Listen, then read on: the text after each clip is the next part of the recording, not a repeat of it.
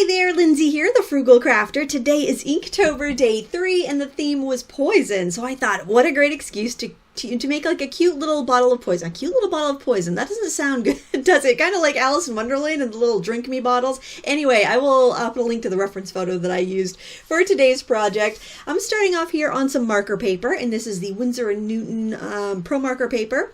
And I'm sketching in with a Prismacolor fine liner pen, and these pens are meant so that you can go over them with alcohol markers and they won't smear. So I basically use this because of that fact, and also because it's so fine that if I do make a mistake, if my bottle is lopsided, which it is, I can kind of correct when I go in to color it, and it's not going to be a big deal.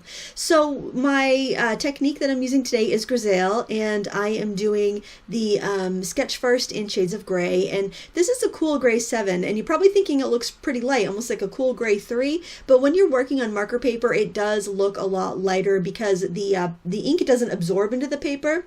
There's a coating on the paper that lets it sit on the top, so that's why your markers might look a little lighter than what the barrel shows, or exactly what the barrel shows, versus like when you work on cardstock and your markers look a lot darker when you color on cardstock. So I'm using 3 grays. I'm using a cool gray 7 for my lightest, cool gray 9 for my medium tone, and black for my darkest. So if you're doing this on cardstock, you're going to want to shift that down a few notches and go with your lighter tones there.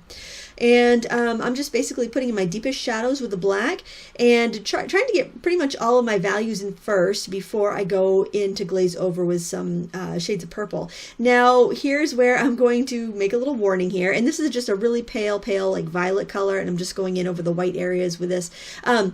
This technique would actually work better on a regular cardstock or Bristol paper because you can layer easily on those papers, whereas this, it almost wants to lift up what I have underneath. But hey, that's what I love about challenges like Inktober or World Watercolor Month or whatever, is that you practice every day and you learn a lot of things that you may have forgotten along the way. And here I'm just using a medium value purple. And after I've gone over those gray areas, because on this paper it wants to pick up what's underneath, I'm scribbling my markers off onto a scrap so that I don't contaminate the nibs. Because if I didn't scribble it off, what would happen is that ink would sit on the nib and absorb into the marker. So I just don't want to go to color something else and then end up with a gray streak or smear on my finished project because I forgot.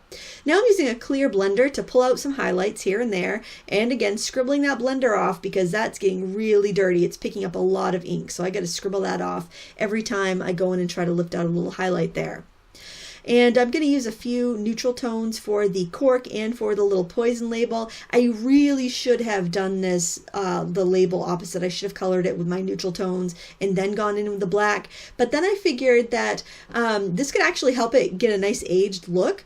And so I just went with it. And when I dragged out some black, I just like, you know what? It's going to give me kind of a dirty old aged label look. And that works with a poison bottle, I think. I mean, you wouldn't keep your poison in a pristine state. It would get, I don't know, passed around by witches and warlocks and it'd get all grimy and gross. So that's my excuse anyway.